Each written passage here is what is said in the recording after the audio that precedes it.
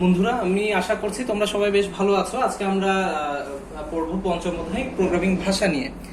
তো আমরা আগের ক্লাসেও আলোচনা করেছিলাম প্রোগ্রামিং ভাষা নিয়ে খুব অল্প করে। তো আজকে আমরা পড়বো হচ্ছে প্রথমে প্রোগ্রামের ভাষার প্রকারভেদ। ঠিক আছে? তো আমরা যদি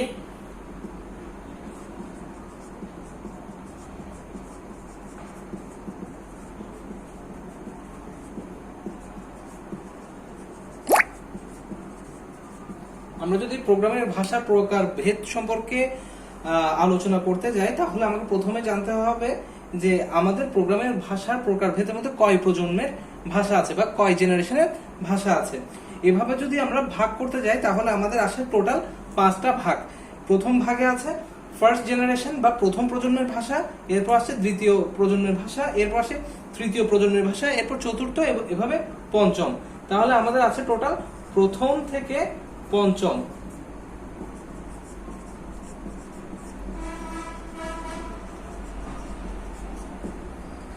প্রত্যেকটা প্রজন্মতে বা প্রত্যেকটা জেনারেশনে প্রোগ্রামিং ল্যাঙ্গুয়েজ বা প্রোগ্রামিং ভাষার প্যাটার্নের মধ্যে এসছে ডিফারেন্স এসেছে, কিভাবে ডেটা স্টোর করতে হবে সেটার উপর ডিফারেন্স এসছে, ডেটা টাইপের উপর ডিফারেন্স। অনেকভাবে এই প্রজন্মগুলোতে ভাষাগুলো আপডেট হতে হতে হতে হতে এখন পঞ্চম প্রজন্মের ভাষা খুব বেশি আমরা ইউজ করে থাকি।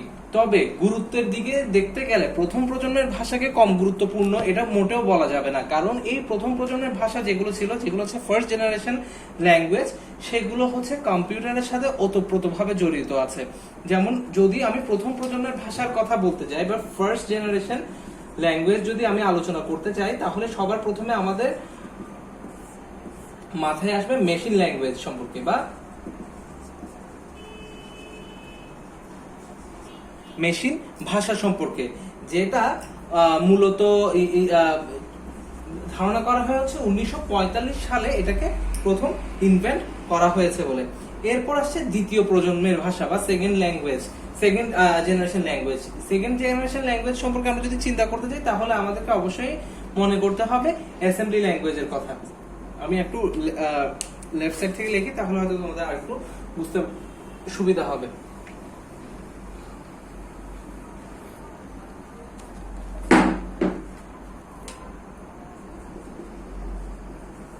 প্রথম প্রজন্মের ভাষা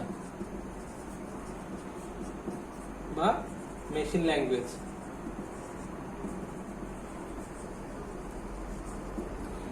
1945 সালে ইনভেন্ট করা হয়।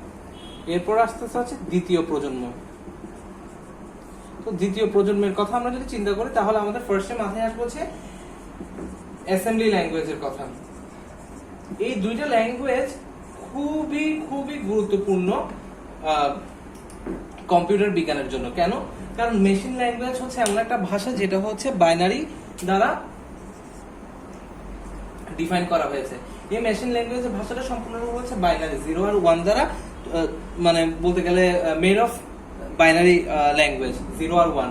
তো এই 0 আর 1 দিয়ে যখন হচ্ছে কোনো ল্যাঙ্গুয়েজকে ডেভেলপ করা হয় বা সেটা যখন ডিরেক্টলি হচ্ছে মেশিনের সাথে কমিউনিকেট করে, সেটা অত্যন্ত দ্রুততার সাথে হচ্ছে মেশিনের সাথে কমিউনিকেট করে প্রয়োজনীয় আউটপুট বের করতে পারে। এর জন্য কোনো ইন্টারপ্রেটার বা কম্পাইলারের প্রয়োজন হয় না, সে সরাসরি সার্কিট লেভেলে, হার্ডওয়্যার লেভেলে কমিউনিকেট করতে পারে। এজন্য মেশিন ল্যাঙ্গুয়েজ খুব দ্রুত এক্সিকিউট হওয়া পসিবল।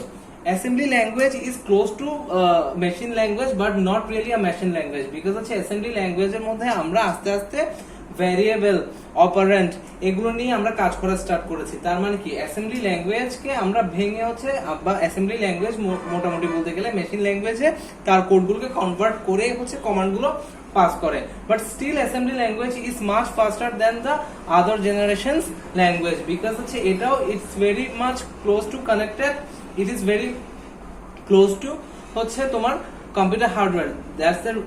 দ্যাটস ওয়াই এটা হচ্ছে খুব সহজে, খুব তাড়াতাড়ি, খুব ফাস্ট হচ্ছে এক্সিকিউট হতে পারে।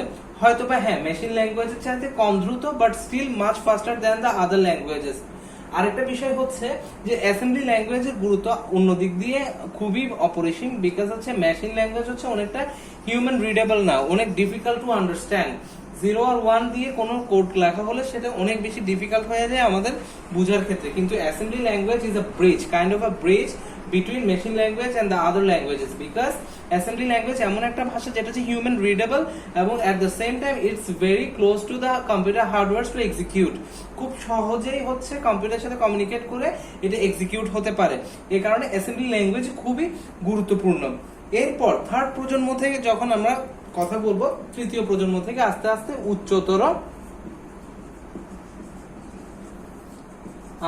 উচ্চতর প্রোগ্রামিং ল্যাঙ্গুয়েজ গুলো আসা শুরু করেছে।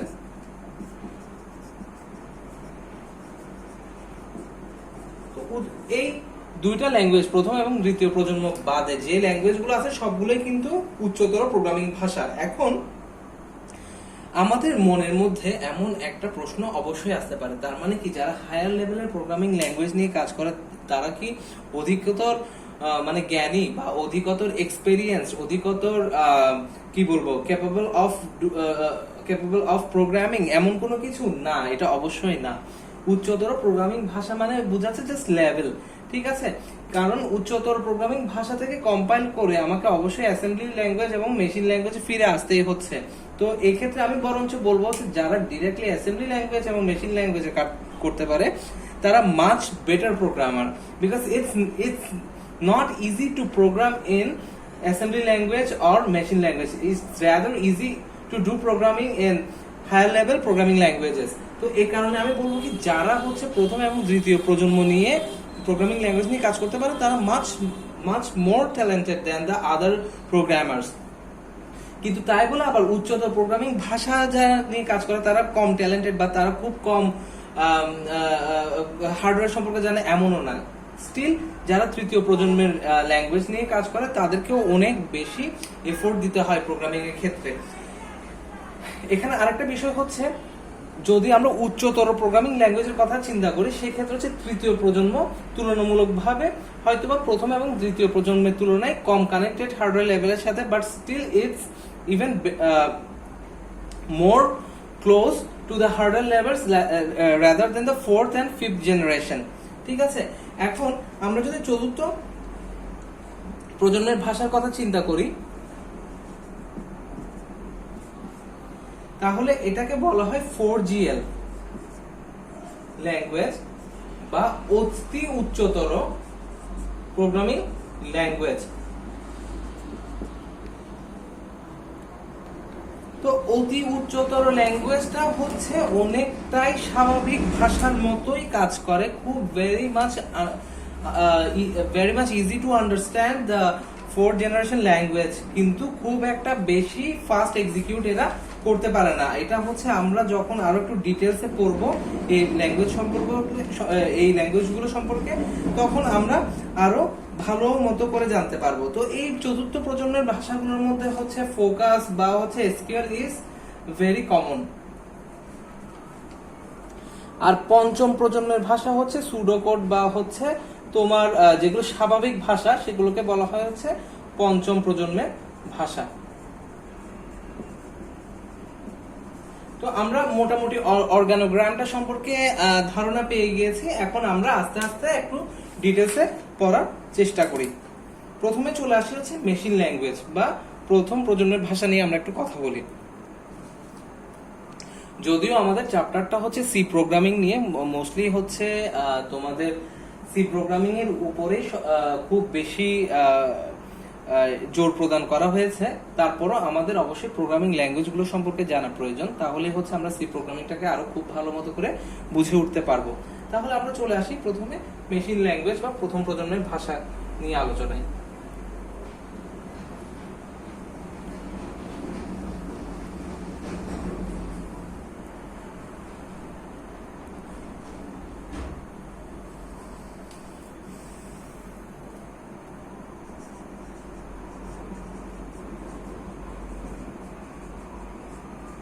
এটার সংজ্ঞাটা আমরা এভাবে লিখতে পারি,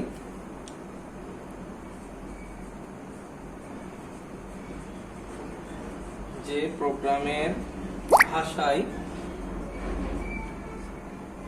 নির্দেশ বা কমান্ডগুলো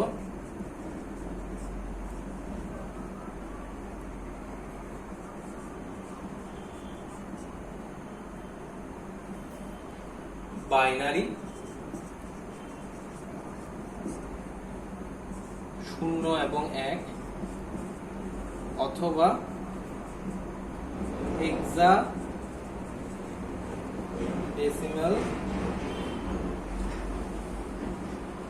সংখ্যার সাহায্যে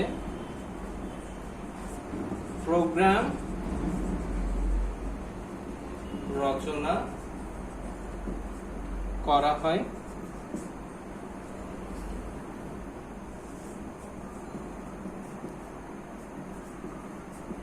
তাকে মেশিন ভাষা বলে। তাহলে এখানে কি বোঝাচ্ছে যে প্রোগ্রামিং ভাষায় বা যে প্রোগ্রামের ভাষায় নির্দেশ বা কমান্ড বলতে কি বোঝাচ্ছে, আমরা যে কম্পিউটারকে কমান্ড প্রদান করি যে মনে করো এটার সাথে এটাকে যোগ করো, একের সাথে দুইকে যোগ করো, বা এই জিনিসটা প্রিন্ট করা মানে হচ্ছে কম্পিউটার ডিসপ্লেতে শো করানো। এই ধরনের যে কমান্ডগুলো আছে এই কমান্ডগুলো বাইনারি মানে হচ্ছে 0 এবং 1 এটা, অথবা হেক্সাডেসিমাল নাম্বার। আমরা দেখে এসেছি না হেক্সাডেসিমাল নাম্বার কিভাবে লিখতে হয়, এভাবে করে। তো এই ধরনের যেই নাম্বারগুলোর মাধ্যমে এই কমান্ডগুলোকে রচনা করা হয় তাকে বলা হয় হচ্ছে মেশিন ল্যাঙ্গুয়েজ। তো মেশিন ভাষা বা যান্ত্রিক ভাষা হলো প্রথম প্রজন্মের ভাষা।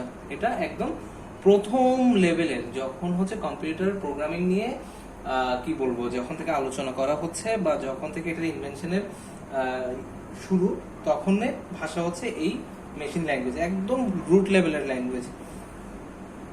মেশিন ভাষা হচ্ছে একটা কম্পিউটারের পার্সোনাল বা নিজস্ব ভাষা। এটা দিয়ে হচ্ছে কম্পিউটার মূলত অপারেট করে, ঠিক আছে। মেশিন ভাষার নির্দেশ কম্পিউটার সরাসরি বুঝতে পারে। মেশিন ভাষা ছাড়াও অন্য ভাষার নির্দেশ কম্পিউটার সরাসরি বুঝতে পারে না। যেমন মনে করো যে আমি যদি একটা মেশিন ল্যাঙ্গুয়েজে কোনো একটা প্রোগ্রাম লিখি, আমি যদি এভাবে করে একটা প্রোগ্রাম লিখি, সেটা কিন্তু কম্পিউটার ডিরেক্টলি বুঝতে পারবে, ঠিক আছে। সেটাকে অন্য কোনো ভাষায় ট্রান্সলেট করে আমার কম্পিউটারকে বোঝাতে হয় না। কিন্তু অন্যান্য ল্যাঙ্গুয়েজের ক্ষেত্রে কি হয়, আমরা যখন সেই ল্যাঙ্গুয়েজটা ওই ভাষায় লিখি তখন সেটাকে আমাদেরকে কম্পাইলার বা ইন্টারপ্রেটারের মাধ্যমে মেশিন ল্যাঙ্গুয়েজে ট্রান্সফার করতে হয়। কিন্তু মেশিন ল্যাঙ্গুয়েজের ক্ষেত্রে এই প্রবলেমটা নেই, ঠিক আছে। তাই অন্য ভাষায় প্রোগ্রাম লেখা নির্বাহের আগে কম্পিউটার উপযুক্ত অনুবাদক প্রোগ্রামের সাহায্যে এই সকল ভাষার প্রোগ্রামকে মেশিন ভাষায় পরিণত করে। এটা দিয়ে এটা বোঝানো হয়েছে যে যখন আমরা অন্য কোনো ল্যাঙ্গুয়েজ ইউজ করতেছি, অনুবাদক মানে হচ্ছে ট্রান্সলেটর বা ইন্টারপ্রেটার, এটার মাধ্যমে মেশিন ল্যাঙ্গুয়েজ থেকে ওই ল্যাঙ্গুয়েজ থেকে মেশিন ল্যাঙ্গুয়েজে এই প্রোগ্রামটা বা কমান্ডটাকে বা নির্দেশটাকে কি করা হয়, মেশিন ল্যাঙ্গুয়েজে পরিণত করা হয়। এই সকল অনুবাদিত প্রোগ্রাম কম্পিউটার বোধগম্য এবং নির্ভরযোগ্য হয়, ঠিক আছে। তো এখন আমরা কিছু এক্সাম্পল দেখব যেটা দিয়ে আমরা কিভাবে মেশিন ল্যাঙ্গুয়েজ দিয়ে প্রোগ্রাম লেখা হয় সেটা ডেসক্রাইব করবে।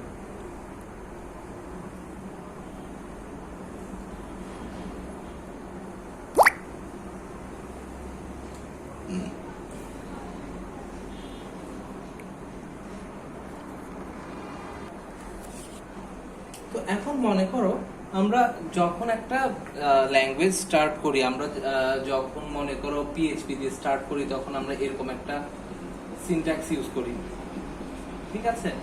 এটা দিয়ে বোঝা যায় যে আমি এখান থেকে কোডটা করা স্টার্ট করলাম, ঠিক আছে। বা আমি যখন HTML দিয়ে কোনো কোড লিখি তখন আমরা এভাবে করে স্টার্ট করি, ঠিক আছে। HTML, তোমরা যারা HTML এর ক্লাস করেছো আমার, তো আমরা সেটা জানো। তো এভাবে করে আমরা স্টার্ট করি, এটা দিয়ে বোঝা যায় যে আমরা স্টার্টিং ট্যাগ, এটা দিয়ে এন্ডিং ট্যাগ, মানে আমার এখান থেকে প্রোগ্রামের শুরু, আমার এখানে প্রোগ্রামের শেষ। ঠিক একইভাবে পিএইচপি তে যখন আমরা করি তখন কেমন হয়, তখন হয় হচ্ছে এভাবে করে স্টার্ট হয়, পিএইচপি তে স্টার্ট হয়, এখানে গিয়ে শেষ হয়। তো ঠিক একইভাবে যখন আমরা এই কাজটা বাইনারি বা হচ্ছে মেশিন ল্যাঙ্গুয়েজে করব, তখন স্টার্ট হয় হচ্ছে এই কমান্ডটা দিয়ে 1 1 0 0 0 0 0 0 0। এটা দিয়ে বোঝায় হচ্ছে প্রোগ্রামের স্টার্ট। আমরা যেমন পিএইচপি বা এইচটিএমএল এ স্টার্টিং ট্যাগ দিই, এটা হচ্ছে স্টার্ট, আর শেষ হয় হচ্ছে 1 1 1 1 1 1 1 1, এটা দিয়ে শেষ বোঝায়। আর মাঝখানে যে কোডগুলো থাকে ওই কোডগুলো সে এক্সিকিউট করতে বোঝায়। এখন আমরা যদি একটা কমান্ড দিই যে রিড এ, মানে এটাকে তুমি পড়ো বা এটাকে তুমি ক্যাপচার করো, ঠিক আছে, তাহলে আমি সেটা কিভাবে লিখবো, সেটা আমরা লিখবো হচ্ছে 1 0 0 0, এরপর হচ্ছে 0 0 1 0 0 1, এরপর 0 0 1 1, এটা দিয়ে বুঝাচ্ছে রিড এ। তো আমরা এটা দিয়ে মানে এই ল্যাঙ্গুয়েজটা দেখে মানে it's pretty difficult to understand this language. দেখো এটা দিয়ে সবকিছু মনে হবে কি সেম, আর এই জিনিসটা যদি এভাবে করে লেখা হয় তাহলে চিন্তা করে দেখো how much difficult it to understand. এভাবে যদি আমি একসাথে লিখি এই কোডটাকে,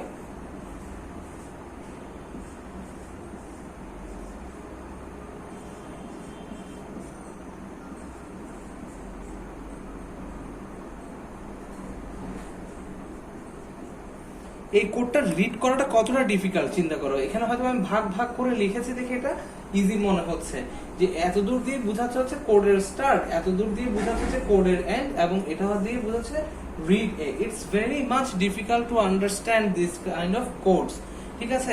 এন্ড যেটা তোমার বুঝতে অসুবিধা হবে সেটা দিয়ে তুমি কম্পিউটার প্রোগ্রাম করাটা কতটা ডিফিকাল্ট ইউ ক্যান আন্ডারস্ট্যান্ড, ঠিক আছে। তো এই মেশিন ল্যাঙ্গুয়েজ দ্বারা মূলত 4 ধরনের কমান্ড পসিবল।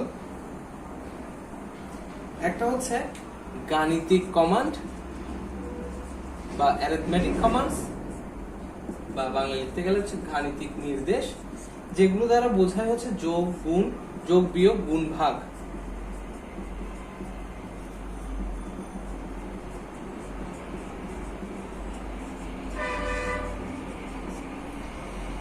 এরপর আসছে নিয়ন্ত্রণমূলক নির্দেশ বা হচ্ছে কন্ট্রোলিং কমান্ড, ঠিক আছে।